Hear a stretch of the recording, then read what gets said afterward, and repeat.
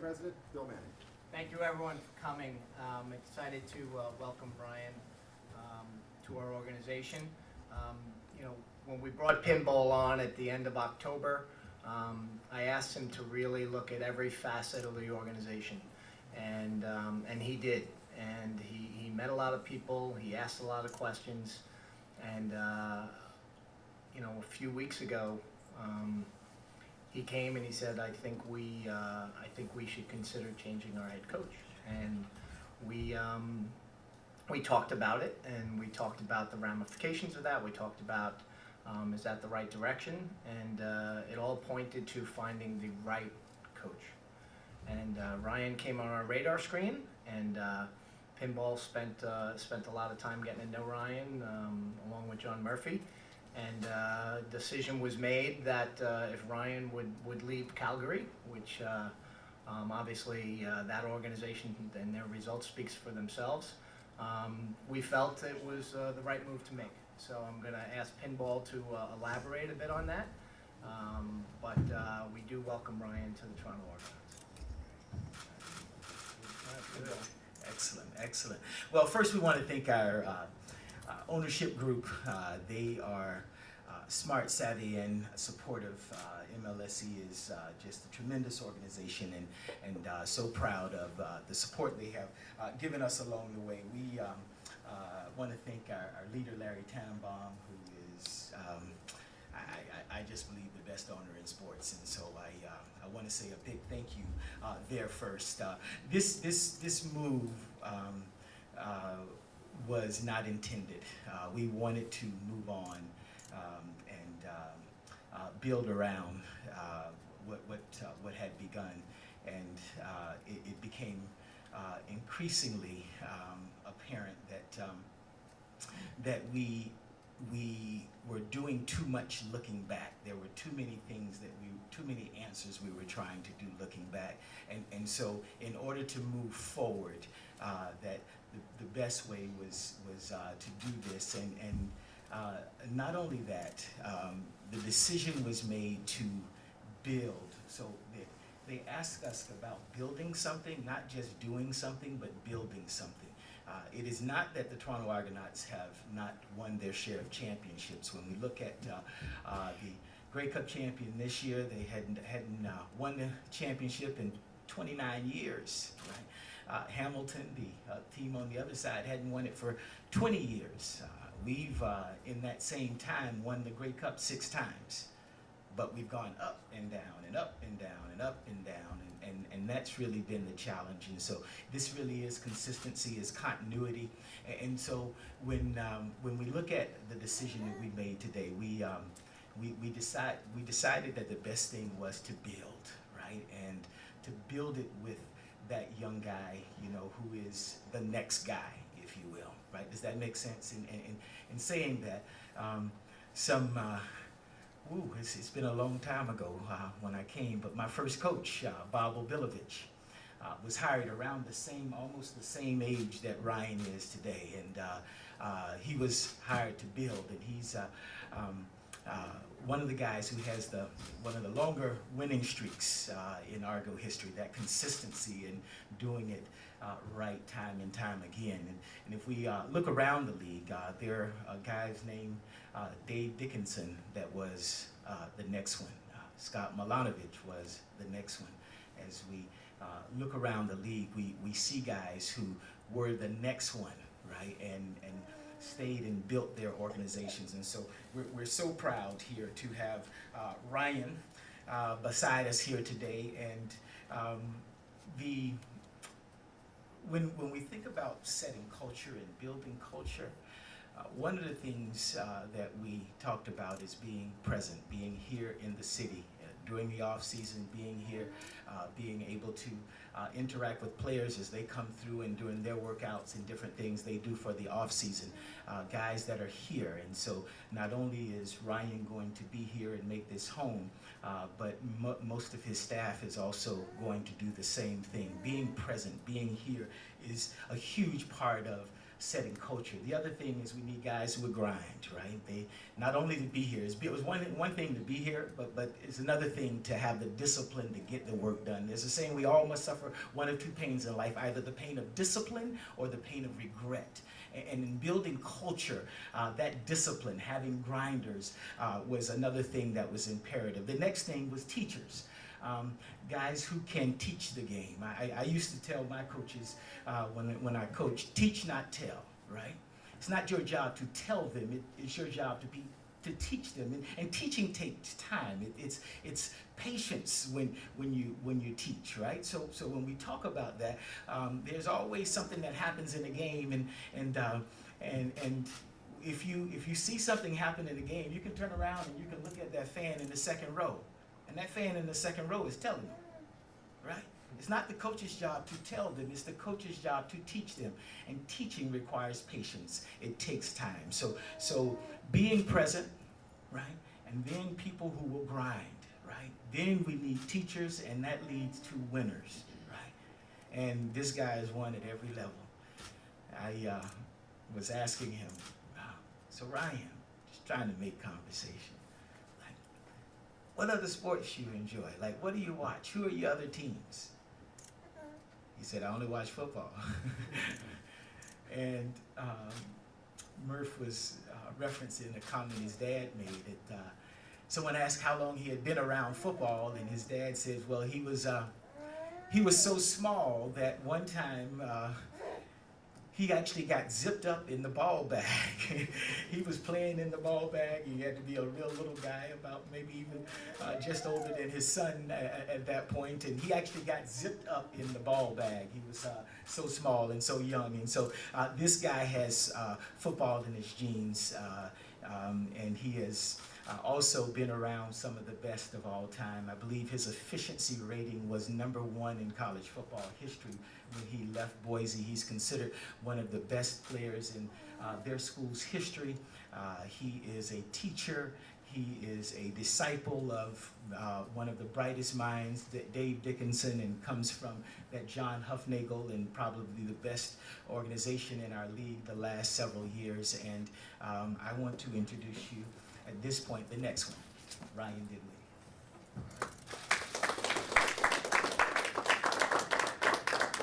Well, I'm excited. Fun following that. Yeah, I know it, right? I'm not a professional speaker like Pinball. They don't pay me millions to speak. But anyhow, I'm beyond excited to be here. Obviously, know the challenge that we have. The last 2 years are unacceptable in this organization. Wins and losses is how you measure success, and I think we got to start getting on the win column and start building this thing the right way. And I feel like we can get that done with our leadership, and I look forward to that challenge. And we're going to hit the ground running.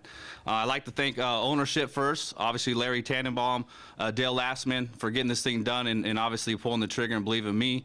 Obviously, MLSE, Maple Leafs Sports Entertainment as well, and obviously the Toronto Argonauts just for getting this thing together. Obviously, Bill Manning as well. I got to thank Bill for pulling the trigger and getting this done. Obviously, Michael being a big influence on me, deciding on this job as well, but also having the courage to pick me, being a young coach that hasn't been a head coach. So I appreciate that as well. And obviously, John Murphy, the guy that kind of orchestrated this whole thing. So he kind of got the ball rolling, and so I appreciate that, Murph. Thanks a lot. With that, I got to obviously thank the Calgary Stampeders, obviously Dave Dickinson and John Huffnagel. I learned a lot from the last 4 years. They brought me into that organization, taught me how to do things the right way, and brought me from a dysfunctional place that I couldn't wait to get out of. So they did a lot for me, and so I appreciate them as well. Obviously, now I have to thank my wife and my son, Lance, in there. Yeah, we're going to make our home year-round here. So it's a big move for her, and she's supported me in that, so I appreciate that. As well, I got to thank my family as well, back home in California. They're excited for the move. They'll be up here in Toronto quite a bit. Being a football family, they can't wait for this opportunity for me, and obviously for the whole family. So look forward to that. And obviously, one guy I got to thank is Jim Popp, who brought me in this league as a football coach. Obviously, kind of got the ball rolling here, and the way he believed in me and talked about me with these guys here, I think that was a big influence on them feeling comfortable to make this decision. So, that's huge. And obviously, I want to build relationship with the players. That's first thing on my radar. I got to reach out to those guys and kind of see where they're at. And I know they've had a rough 2 years, and let them, kind of see what I'm all about. And so I got to start building those relationships with those guys. And obviously, we're going to look at the roster, and I'm excited about the opportunity here. Now, on top of that, offensively, obviously that's what I got brought in here to do. We're going to be an exciting football team, right? We're going to be aggressive. We're going to be sound, though. Like I always said in my interview, you got to have a mirror. You got to know that you're being sound and you're teaching the right things. So we'll have core concepts, but we're going to be explosive, and we're going to build off that each week. And so I look forward to that as well. Now, defensively, we got to hire the right guy. But I want a guy that come in here that's going to be aggressive, right? We're not going to sit back and just bleed to death, right? We're going to go attack. And I'm looking forward to that as well. Special teams-wise, I think you got to be a physical football team. I think it starts there. And so we're going to hire the right guy to get that done. And obviously, we need some guys that are willing from the U.S. to come in here and play special teams before they actually get on the field. That's going to be a huge culture. We're going to have to really set in their minds, because it's going to be tough for those guys, as well as the young Canadians, right? They haven't seen the field quite yet. We're going to develop those guys, but they're going to be huge on our special teams. And so I look forward to building this roster and building this team with these guys. Reason why I took this job, because I feel comfortable with the leadership with Bill, and I really feel good about our conversations there. He wants to win. He'll do whatever it takes to win. Obviously, Michael, I can run a lot of things by him. He's been in my chair, right? He's been a head coach, been very successful in this league.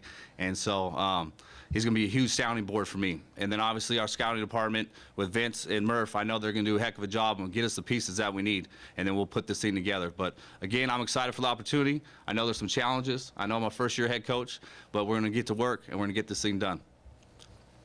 Awesome. Let's open the floor to questions. The most important thing that you bring to this organization is the experience, from what I'm listening to, the dysfunctionality of one organization to the very good functionality of another organization. Tell us about how important that is. It's huge. Obviously I've been in a spot in Montreal where it's kind of dysfunctional at times, and we got to the Eastern Final the 1 year I was offense coordinator there, and we went through a lot. And I thought that molded me into becoming a football coach, and really just to understand the ups and downs. And you're going to have adversity quite a bit throughout the season. You could be 10-0 and then you lose 4 games in a row, and then you're going to hit that, ooh, what's going on next? So to have the support that you need from the top is huge, and that they're going to allow you to do the job that they brought you in to do.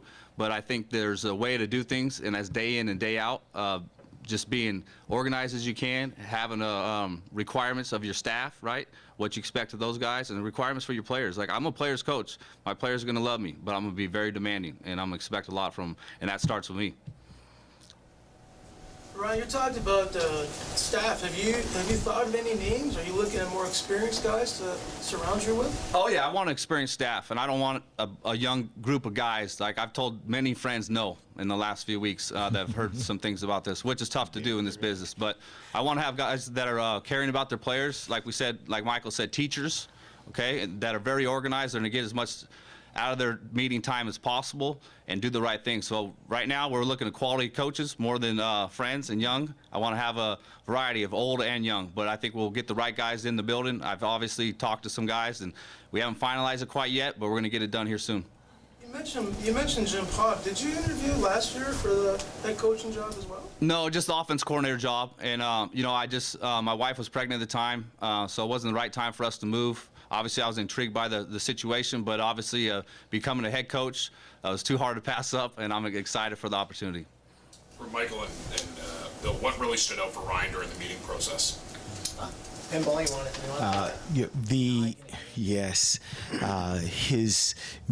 his obsession with excellence, his desire to prepare to win is the big thing.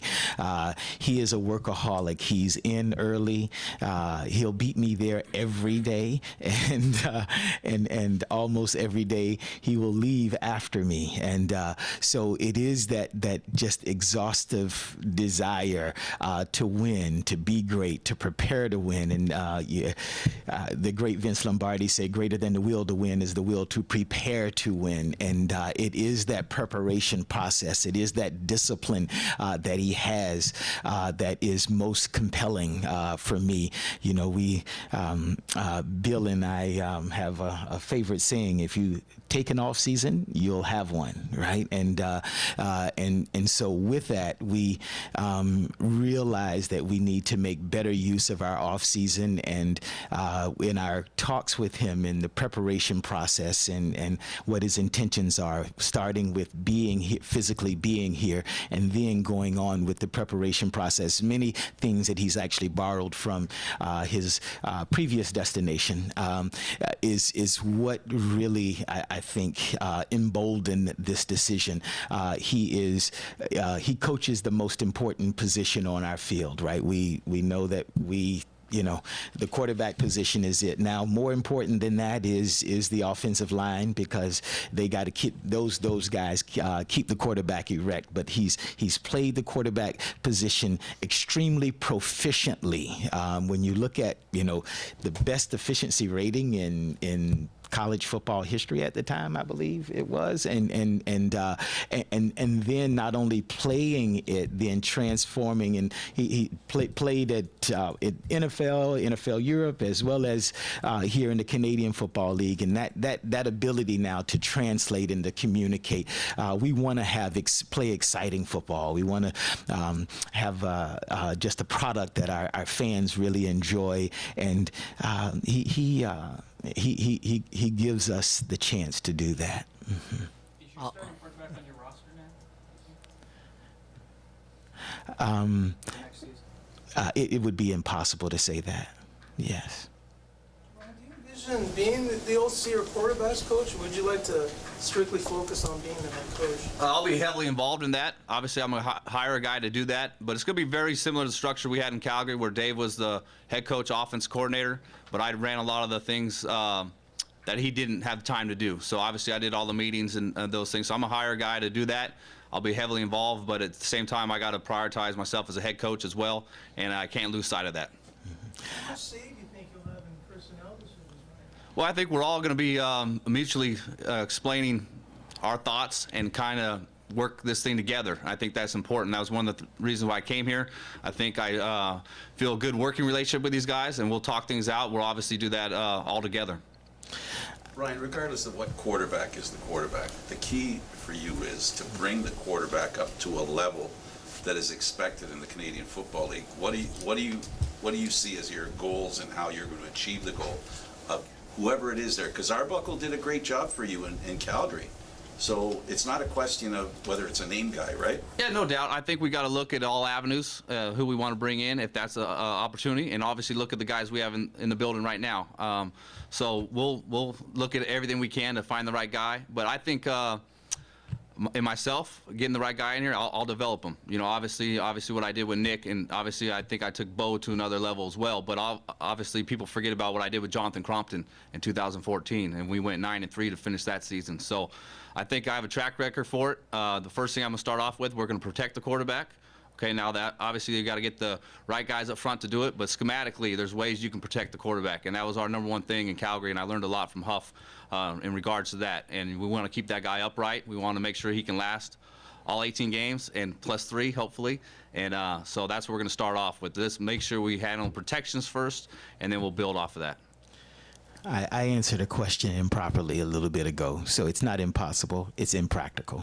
Okay, all right, I'm sorry.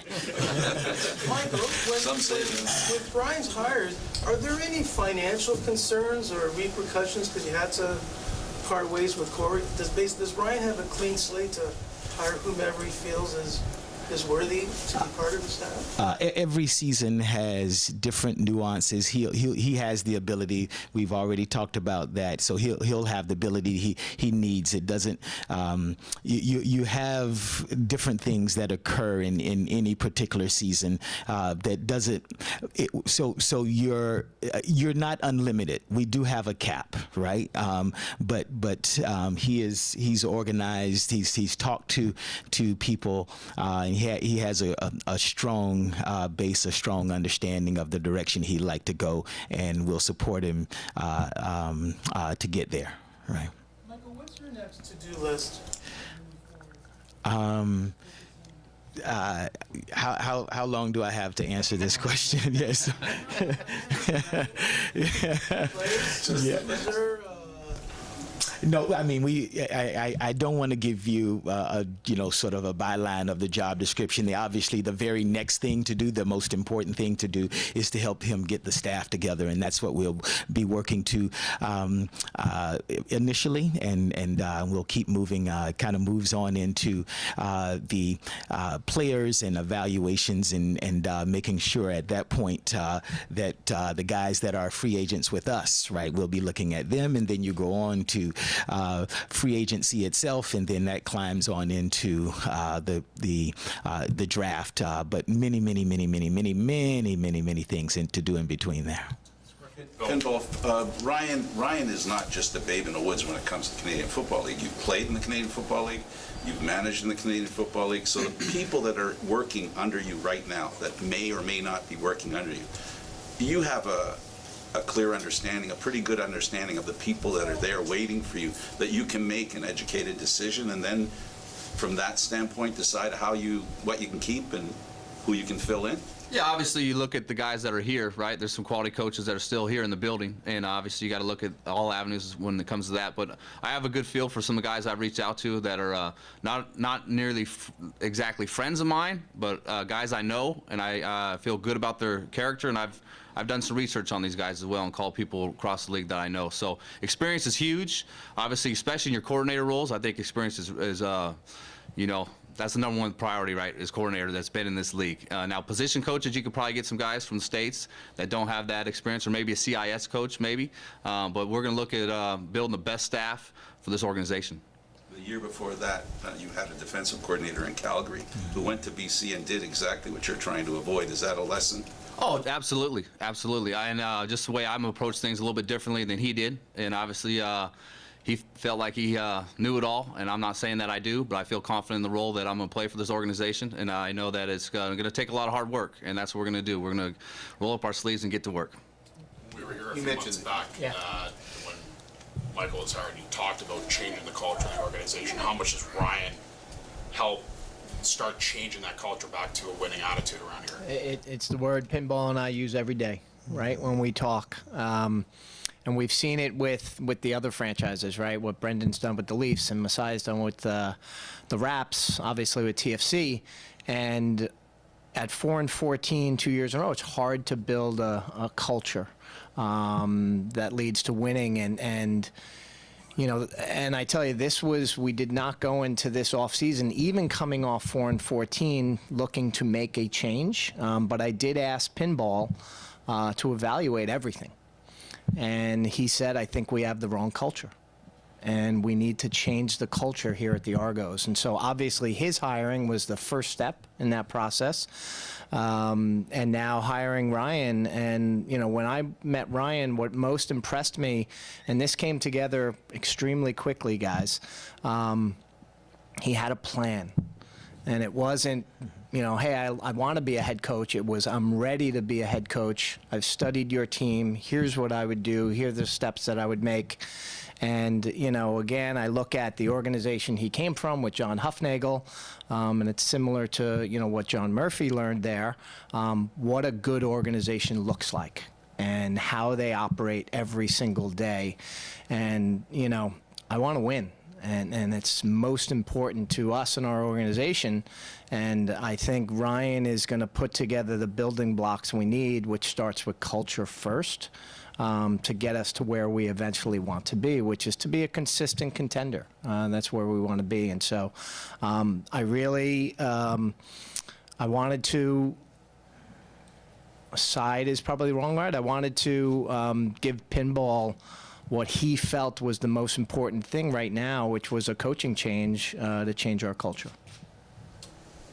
Michael, did you interview other candidates? Or was Ryan? We did talk to people, right? But we did the research ahead of time, and as we went into it, we were looking to build, right? We weren't looking for a quick fix, right? We weren't looking for that the shiny wheel of the day, right? When you look historically and you do a little bit of historical evaluations, it's pretty clear, right? And you know, it is worked here in MLSC and in the organization, certainly at some level. You know, there's still history just still has to prove that out. But historically, as we went back there, quite a few examples of you know, the guys at this age coming through and not only having success, right, but also staying with teams longer, right? When you hire the guy who's already the hired gun, right, he's more likely to go in somewhere else. When you hire the guy who is the next one, right, there seems to be an appreciation, and guys have a greater tendency, and there are many examples. If you look at the best coaches around, when guys got that opportunity just before, right, they've more often stayed with those programs and teams and built over time. Talked a lot about the off season, and I know last year, I think, you know, Jim's home was in North Carolina, and I think Corey's was in Arizona, correct? I mean, just tell us why you felt that was a void in the organization and why you wanted to have more presence with your coaches and people. I believe that our presence in community is imperative. That's a part of who we are, and so I hate going back and, you know, I believe regardless of who was here, regardless of what was happening, if they were here before, they needed to be here now. If they weren't, they need to be here. So I don't want to sort of say it's a comparison thing. It's what I did when I coached here, and I thought that was the proper process. It's kind of easy. I already lived here, right? But I was a player moving to coach, and so I believe that commitment to an organization, commitment to a city, right? Commitment to a plan needs your presence. Very simple. And Ryan, 2 more questions. The most obvious thing on your resume that's a little different than a lot of guys who get this opportunity is you haven't been a coordinator that often. You were in Montreal in 2014, correct? Yeah. Did that come up in the conversations about your lack of experience as a coordinator, and how was it addressed? Oh, I think we talked it out. You know, I think they wanted to see my offensive philosophies and kind of went through the experience of 2014 with these guys and what we accomplished there, and just kind of my day-to-day role in Calgary. And obviously I wasn't calling the plays, but I've spent a lot of time. I scripted training camp, I scripted practices, right? I was making sure we took care of the scout team looks. That was all my responsibilities, which coordinator, you know, has to do. I just didn't call the plays or run that one meeting when we're with the receivers that Dave did, but I was very heavily involved. So they know that my track record and the experience the last few years, I did a lot of those duties, and I feel like they felt comfortable with me, that I'd be a good offense coordinator, but also that I'd hire a good offense coordinator and oversee everything that I needed to do. Michael, what did you think was wrong with the team culture in the past, and what kind of culture would you like to see going forward? And that's the biggest thing. When you come into a situation like this, you have more questions than answers, right? When we speak to what happened before, right, that was really the challenge, is we kept having to speak about what happened before. Right. The concept here is not that there were, you know, that we didn't have coaches who were competent or those kinds of things. The idea is the conversation would always be about what happened next year, or what happened last year, I should say. Right. This decision is in part just an opportunity for everybody to move forward. Not talk about the what ifs, right? When you have 4 and 14 seasons, and you know, there are some other statistical things there with our head coach there that you can continue to harp on and go back to. This was a legitimate chance for us to move forward, and that's what we're trying to do today. And so I prefer from this point forward, we will do that. We will move forward rather than trying to answer questions about yesterday.